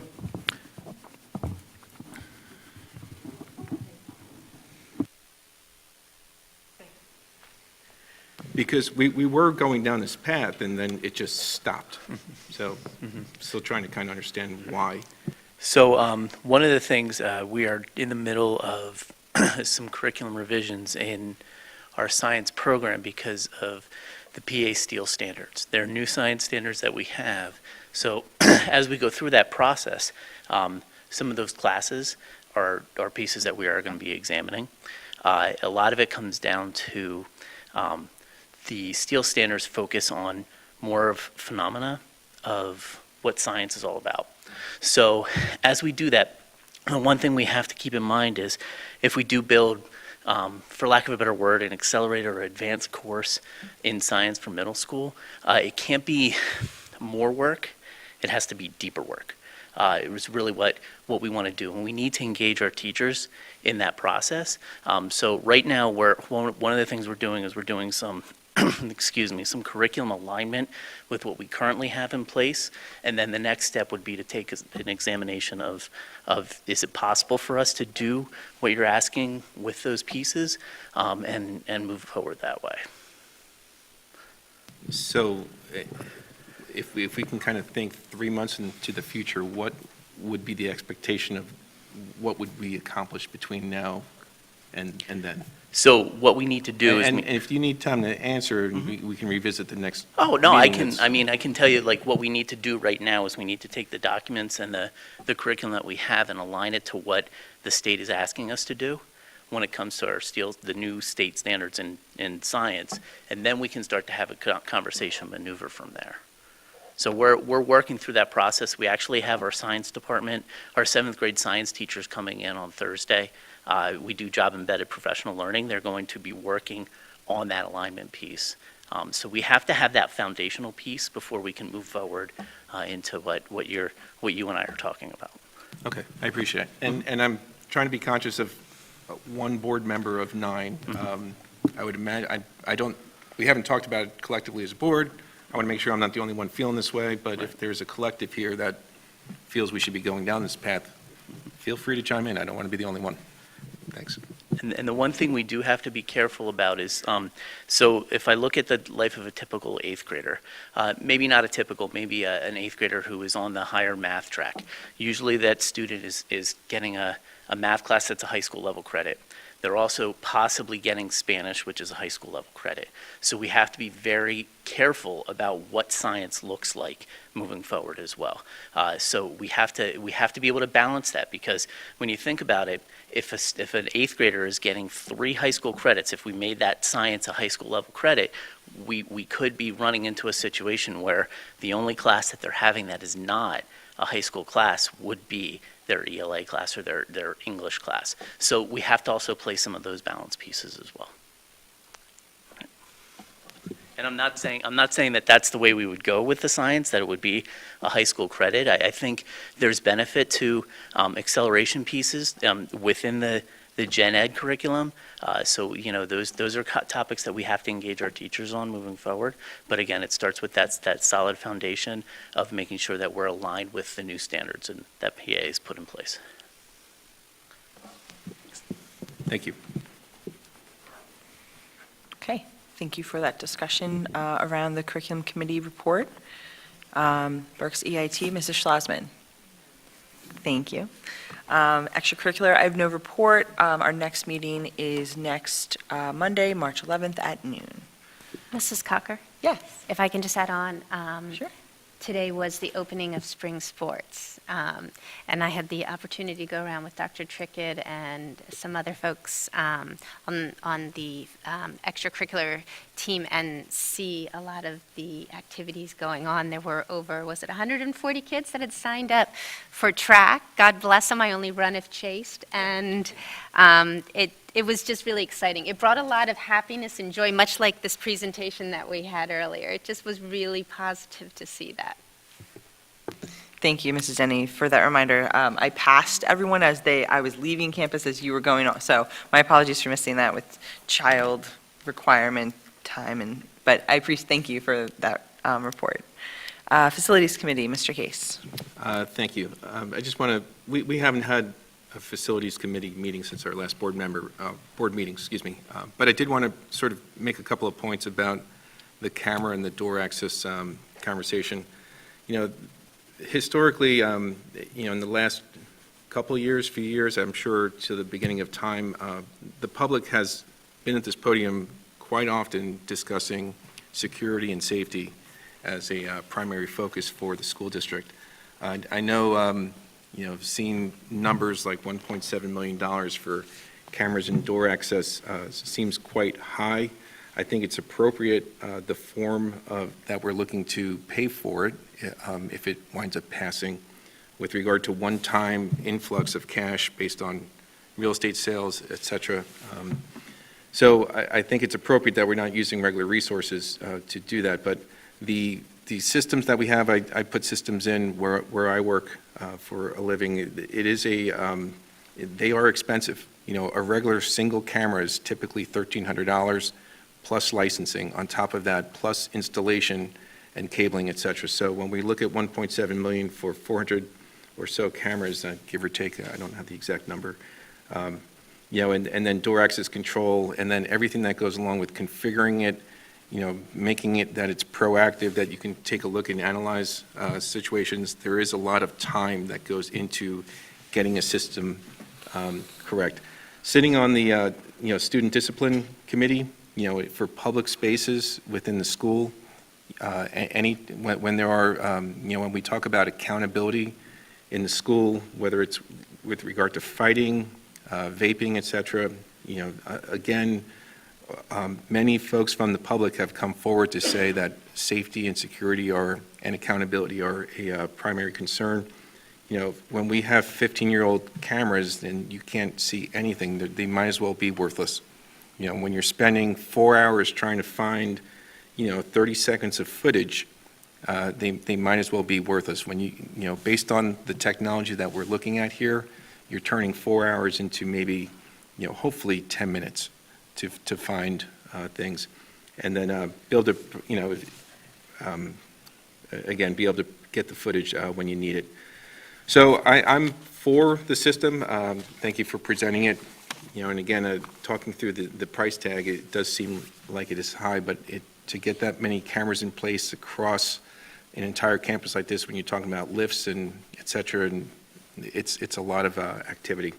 So anyway, that's just my comments on that. With regard to a quick update on the Performing Arts Center, the auditorium construction is moving along with the underground water storage system is just about at its final stage. What's kind of nice about that is now that asphalt plants are starting to open, we'll be able to get that asphalted and then free up, maybe some trailers that can go on top of that and free up some space that is absolutely needed, in the area. So maybe part of the hard part is done, once we get asphalt on top. Cleaning out the plyometrics room has started, and the clean out and removal of any items that are there to be salvaged for the old auditorium will start on March 8th. And then with regard to the administration building here, there are some, with the men's bathroom in the admin is open for use, and it's still waiting on a few accessories, mirrors, grab bars, et cetera, to arrive. So that is good news. So that is my report. I'm a little unclear on when our next meeting is. I saw in the previous meetings it was April 8th. Is there a meeting sooner than that? Does anyone know? April 8th is the meeting? Okay, great. That's my report. Thank you. Thank you, Mr. Case. Finance Real quick, Committee. Mrs. Cocker? Yes, Mr. Hart. I just want to say, you can't put a price on safety. $1.7 million does seem like a lot, but it's an old system, great presentation tonight, so I just want to reiterate, you cannot put a price on safety, and we're talking about students, staff, and visitors. I don't know. Thank you. Thank you. Finance Committee, Mr. McCray. Yes, we met today at 4:30 in the boardroom. We started with a review of current year, and the trends from my last report continue in terms of a positive influx of revenues compared to our projections for the budget this year. With that, we started the budget with a projected deficit of roughly around $5.2 million. Over 90% of that has gone away over time, and at this point we're looking at possibly a deficit of around $500,000, which obviously means we have to use a lot less of our reserve funds to cover that. So that's obviously good news for this year. We then looked ahead once again into next year's budget. As a reminder from my last presentation, we've incorporated roughly 70% of what the governor's proposal has been in terms of increases to school districts and specifically to us. Expenditures obviously continue to rise. We spoke last time about, roughly a 12.5% projected increase in our healthcare benefits and so forth like that. With that, I know there was a question at one of our other public meetings or the forum held regarding, how have we handled the additional funds that came to us after the passage of last year's budget from the state. And we've kind of traditionally been able to apply those against the following year in terms of obviously any kind of reduction in to the taxpayers. So just for perspective, The Act 1 adjusted rate this year would put us at 1.95 mils. If we take out that millage equivalent of the additional state subsidies that we received, that's a reduction of 0.41 mils. Additionally, on top of that, in terms of where we are, in terms of our projections going into this point of the budget plan for next year, we've been able to realize some additional savings where we've reduced another 0.3 mils on top of that. So I think last report, I mentioned that our projected millage increase was currently at that point somewhere around 4.48%. We've already reduced that down to 4.2%, with hopefully some more good news and analysis to come as we look forward to presenting a final budget later in the May and June time period. With that, we've also projected less of a need to tap some of our fund balances and reduce that amount by 1.2 million as a projection for next year, roughly looking at possibly a use of somewhere in the neighborhood of $6 million to potentially cover a deficit next year. Other than that, our next meeting is scheduled for Tuesday, April 2nd. Thank you, Mr. McCray. Legislative, Mr. Schneider. I have no report. Human Resources, Mr. Hart. I again just want to commend the HR team and the administrative team for being aggressive this year. You know, as was mentioned earlier, the state is graduating fewer and fewer educators, and we need to change what we're doing, and you're doing that, you're changing it, being aggressive, awarding contracts, and going to job fairs. Keep up the great work. Thank you. Agreed. Thank you, Mr. Hart. Public Relations, Mrs. Troutman. Good evening. I just wanted to take a minute, when Dr. Trickett was giving his mid-year update, one of the areas on that last slide talked a little bit about one of our goals around social media. And I just wanted to he asked me to give that update to all of you. So I want to thank Sam Weitzel, who is our new digital media coordinator. She's led this effort around social media. She also created this lovely graphic, which I will explain to you, hopefully. So you can see that our social media presence is experiencing substantial growth among our stakeholders. You've probably noticed, hopefully you follow us on all of our channels. So we are on Facebook and Instagram. We are also on Twitter, and I will tell you that platform, X, I guess it's called now, that platform is actually starting to really decline and decrease. So you can see that. That's the only one that's really kind of declining. But Facebook and Instagram are really increasing. And our demographic analysis reveals that interest from the younger generation is on Instagram. That is not surprising, but we're going to need to grow in Instagram because obviously our audience is also getting younger, right? And then obviously we're finding Facebook demographic is definitely an older demographic, which, yeah, I'm in that demographic. Which is why we have Sam. So, but like I said, both platforms have witnessed significant increases in followers, page and profile impressions, post reach, and average engagement. Most metrics have seen a growth of over 30% in the past year, which is really impressive. You'll probably also notice that we've started some really engaging campaigns that we run. We've seen some really cool stuff with our Throwback Thursdays, where we're featuring staff who were also graduates of the Wilson School District. We're getting tons of engagement with that. We're doing alumni profiles. We're doing student spotlights. A lot of that stuff is actually produced by our interns as well, so we're utilizing students a lot in our social media presence. We've also introduced sports media, both Instagram and Facebook, that's also student-run. So I just think across the board, we're seeing a lot of engagement in our social media because we have the right people engaging with our social media and running our social media. So again, I want to thank the board for you approving last year the digital media coordinator position. I hope this shows you that we are realizing a lot of growth in that area due to that focused effort on social media, because we know social media is here to stay, right? It's a primary way that we're communicating with people, and also a great opportunity for us to celebrate all the great things happening in our district. So interestingly enough, Sam did some research, and the two top posts from this past year on Facebook was that post about Wilson being named one of the best high schools in as reported by US News, I think we were #1 in the county. That was one of our top posts as far as engagement, which is really awesome. And then as far as Instagram, not surprisingly, it was the post on the senior sunrise. So it's interesting, it shows you the demographics and who's really looking at our posts. We have a lot of other really engaging posts as well. So as we move forward, we're committed to further expanding our presence on these platforms and sharing all of the celebrations of Wilson's wins with our students, staff, parents, and the community. And then the other thing I have for this evening is, again, this has been mentioned a lot. I just want to talk a little bit again about our information night that we held about the proposed elementary school at Lincoln Park. From a communications perspective, I just want to remind our community that we do have a dedicated website for all our construction projects that you can find linked off the homepage on our district website. Mr. Case also mentioned that we do have a new banner on the site itself with a QR code, takes you right to that website. We are consistently updating the site with new information, including all these public presentations that we make are all housed on that website. We are continuing to add to the Q&A. A lot of the questions asked last week at that forum, we've posted on the Q&A on that page, so you can find the answers to those questions that were posed at the forum. And then we have monthly updates. Mr. Case, again, he gave an update. A lot of that comes from Mr. Simcox.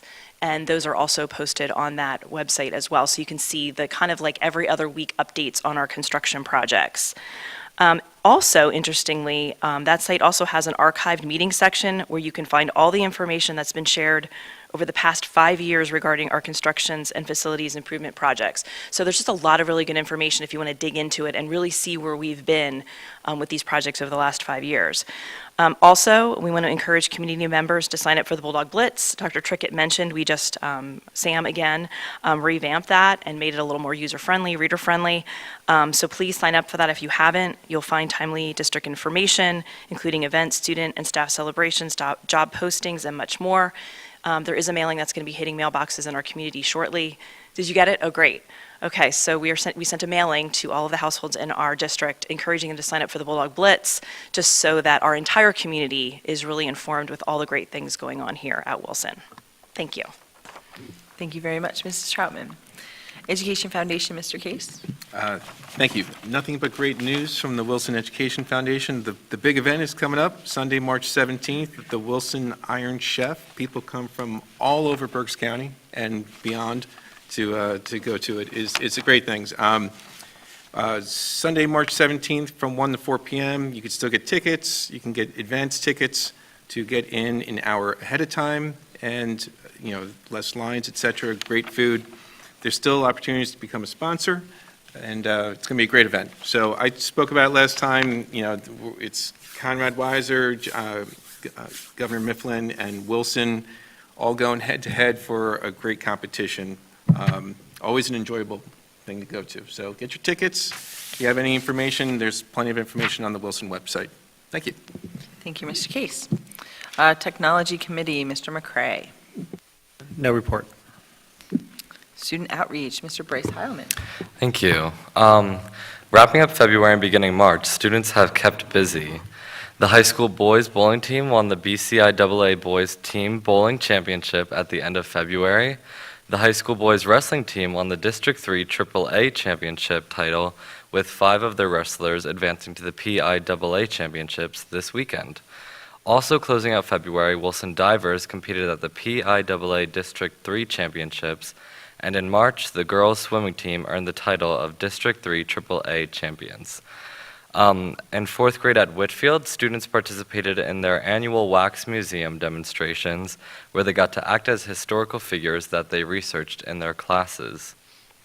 In February, French students at Southern Middle School celebrated Mardi Gras with several traditional activities.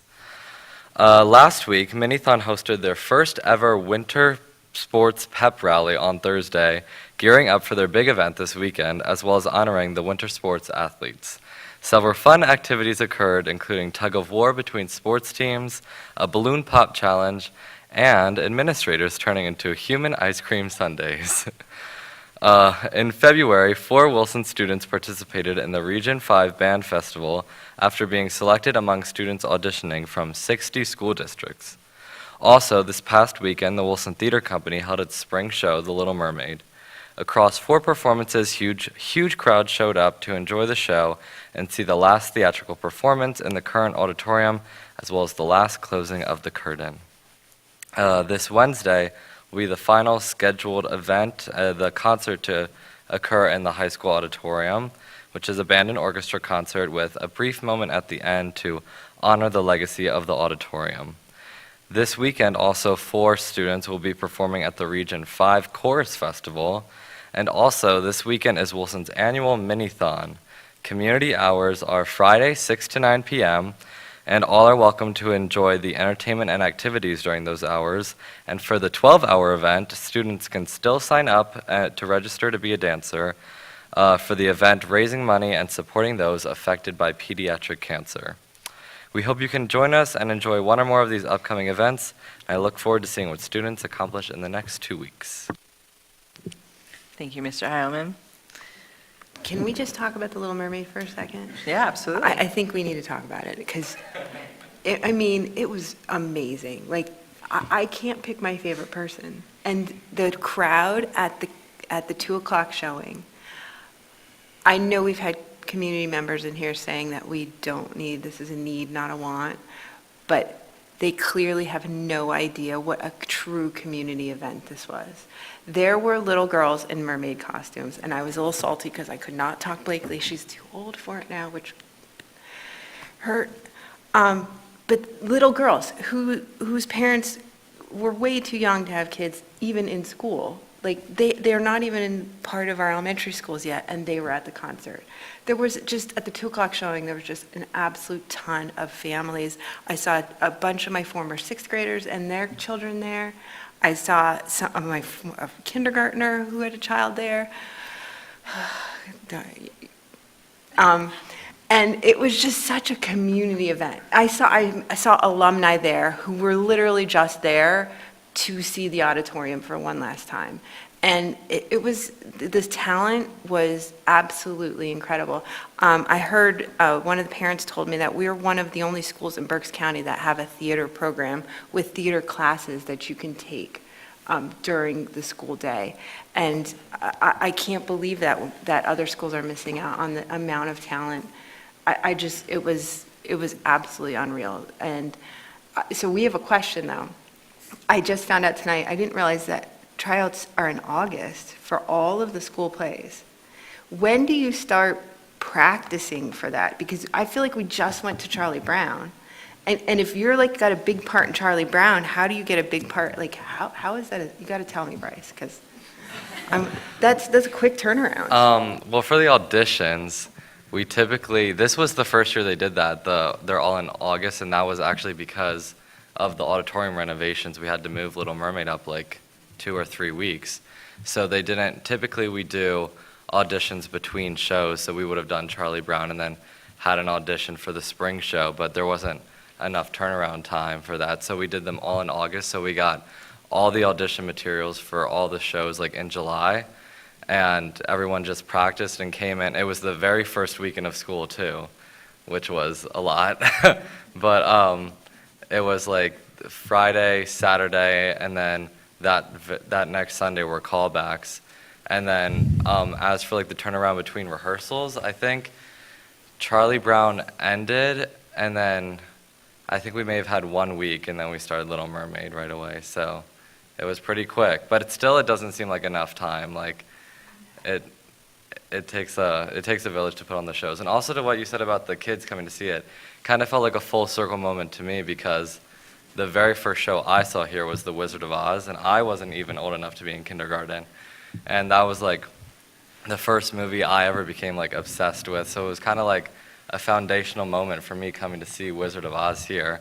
So it's kind of cool to be in this show as a senior and seeing all these little kids, some who aren't even in the district yet, coming to see Little Mermaid, and probably have a foundational moment for them, and hopefully doing theater later. Yeah, and I would just add to that, obviously, a fantastic performance by Bryce. I know you're kind of being a little bit humble there and not sharing, but a great job. My daughter had the pleasure of being in the show as well, and was one of the Murr sisters, who was one of Ariel's sisters. And to your point, after the show was over, it was fantastic to see the characters come out to the lobby there and remain in character. So we would have lots of little kids come and ask to take pictures with my daughter, and she would say, hey, did you meet my sister Ariel? Let's go over and see Ariel and get her picture. And did you meet Ursula? So it was, the show didn't end just when the curtain closed. I continued out to have that experience for the kids, which was fantastic. And on top of that, on top of obviously the performances, that were on stage, we have to remember that many, if not most, of the performers in the pit orchestra were our students as well. And correct me if I'm wrong, Bryce, but weren't all the costumes made by students as well? Yeah, almost all of them. I know all the mermaid costumes, which were some of the most amazing ones, Yeah. were all made by students. And our costume teacher, Ms. Moore, too, she helped out with a lot. So it was very Yeah, impressive. so it's not just the performers on stage, there's a lot that goes on behind that, and all the talent that we have that goes beyond the scene, behind the scenes too, so. We have to give a shout out. Ursula's here somewhere in the back there. And we are, I mean, I do think she got the best Oh my gosh, costume she out of was all of them, though. I amazing. mean, Megan was really, although the lobster costume with the spark, yeah, it was just amazing. Yeah, and that goes to the classes. So some of those are classes that students can take just to prepare for this amazing show that, was delivered. And I was going to point out about the music. I mean, the music, the way it just, corresponded to the show and to the singing was just amazing. And how it's going to be when we actually have a pit and, all of the, bells and whistles with the new auditorium. So, just singing along brought back so many memories. I have two girls that, mermaids were like the thing during bath time, mermaids everywhere. So just being able to sing along with my girls during the show was just, it was just tugged at my heart. So it was a wonderful show. I really enjoyed every bit of it. The music was just amazing too. So yeah, kudos to all the students. Bryce, I imagine this was a very bittersweet weekend for you and for your mom. So congratulations.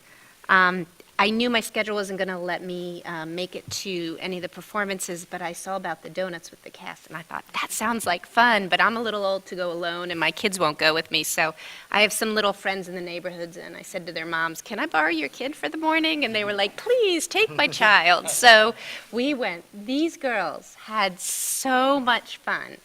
And one of the things that I thought about it was, first off, usually donuts are kind of a highlight with that age range. It took them 30 minutes till they even got to the donuts because they were having so much fun with the cast. And the one had her American Girl doll that had a cast on it, and she got it signed by all the members of the cast. So she now has a signed cast by the cast. And the other thought that I had is how it's a real family. I think it's true with sports, with theater, with all of that, that this was the busiest week for you guys because it was, I think the term is Tech Week. And if it's busy for you, it's busy for your parents. And so not only were there about 25 students there, but there were 4 or 5 parents there who were participating in this activity just to make something available to the community. And so kids who might have been too young to come to the show or who their schedule didn't allow it, they got to come, and it introduced them to theater. It introduced them to live performances. And just as you said, for you, your first performance kind of ignited this passion in you. You just don't know the effect you were going to have. So I think it was just wonderful of the theater company to put on that event the week before the show. It was just such a gift to our community, and then to follow up with, I've heard nothing but great things about the show. Just thank you for that. All right. Mr. Moravich, you don't have Real anything? quick, I asked AI, and AI told me there's multiple tools for teachers to be able to detect AI. So, the ingenuity is on the other side as well. I will say that this is a big legal issue because there are law firms that have used AI and written briefs, and I tested it multiple times. It occasionally absolutely makes something up. It has nothing, because think about this, just as there's some professor of law at Harvard writing an article, there's some kind of person out there who thinks the police can't pull them over because they haven't, okayed it. So AI's pulling all that material together and writing something. So don't just think you can take the information and it's not going to be at some point judged to being just made up, but there, it says there's multiple, one called AI Detector Pro. Because just like there's money to be made on AI on that side, there's money to be made on software available to detect it, so. Cat and mouse game. Yeah, exactly. Leave it to humans, right? All right, thank you, Ms. Maravich. So we have no public participation on agenda items. Any other business from the board? Okay, thank you for a great meeting. Looking for a motion to adjourn? Schneider, so moved. Meeting adjourned.